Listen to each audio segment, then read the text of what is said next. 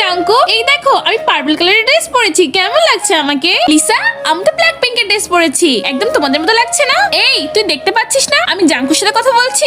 চাপা কম মার। আর তুই বা কে যে লিজা তোর সাথে কথা বলবে? আরে তুই পিঙ্কি পাউডার সম্পর্কে কি বুঝবি? আর তুই কি আমাদের আর্মি পাউডার সম্বন্ধে জানিস?